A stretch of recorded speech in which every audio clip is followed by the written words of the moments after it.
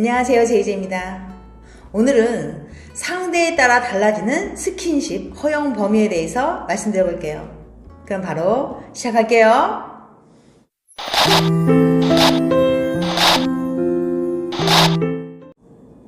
상대에 따라 달라지는 스킨십 허용 범위.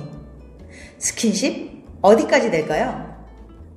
처음 만난 사람과 악수 이상은 거부감이 들고 아무리 친한 친구라 해도 포옹 이상은 부담스럽지만 애인에게만큼은 어떤 스킨십이든 다 괜찮잖아요.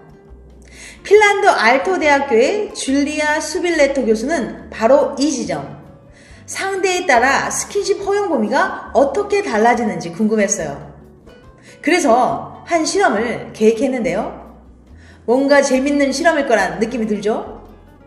수빌레토 교수는 핀란드, 프랑스, 이탈리아, 러시아, 영국 총 5개국에서 1368명을 모집해 스킨십과 관련된 설문조사를 진행했습니다.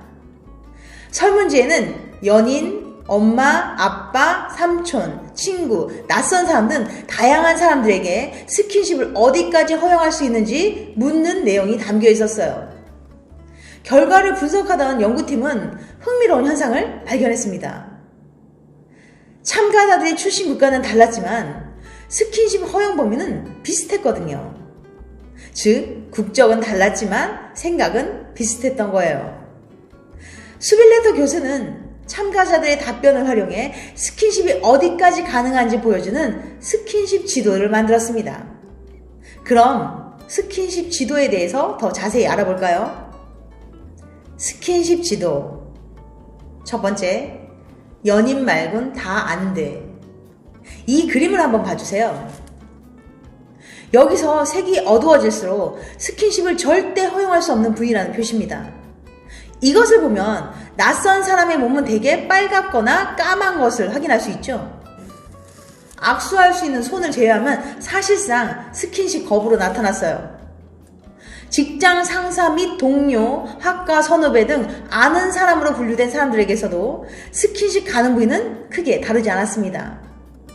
그러니까 직장 상사 및 동료, 학과 선후배 등이 팔이나 손 이외의 부분을 함부로 만지는 건 충분히 성추행으로 느껴질 수 있는 거죠.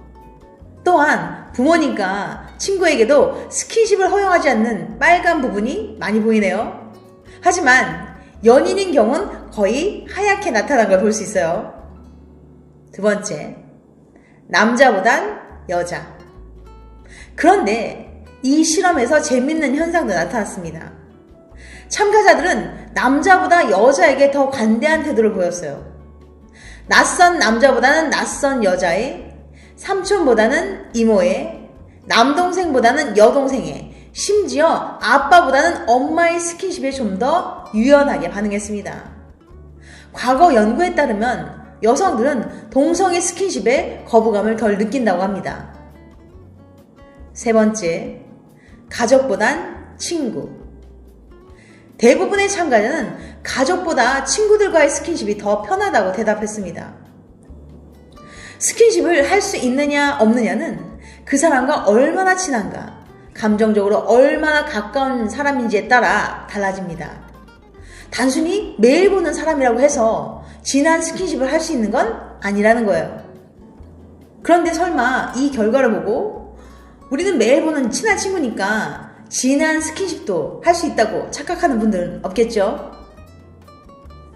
한국인은 스킨십에 보수적이다? 우리나라 사람들은 너무 보수적이야. 이런 식으로 한국은 아직도 유교적인 관념이 있어서 스킨십에 보수적이라고 생각하는 사람들이 많이 있습니다. 하지만 이런 생각은 편견일 수 있어요. 유럽 국가라고 해서 다르지 않습니다. 심지어 나이와도 상관이 없어요. 즉, 스킨십은 국적이나 나이와 상관이 없습니다. 스킨십은 두 사람의 감정과 연결된 문제이기 때문이에요. 충분히 친하지 않은 사람과 원하지 않는 스킨십을 하게 된다면 불편하고 불쾌한 건 당연한 거 아니겠어요? 그러니 우리 모두 조심해야 되겠죠. 그리고 한 가지 더. 나는 친하다고 생각했지만 그 사람은 아닐 수도 있어요. 그러니까 나는 친하다고 생각하니까 함부로 상대에게 스킨십을 해도 된다고 생각하면 안 된다는 거예요. 상대방의 마음을 확인하기 전까지 스킨십은 더욱 조심해야 할 것 같아요. 지금까지 상대에 따라 달라지는 스킨십 허용 범위에 대해서 말씀드렸어요. 다음에는 더 재미있고 유익한 영상으로 찾아뵐게요. 끝까지 시청해주셔서 감사합니다. 다음에 또 봬요. 안녕.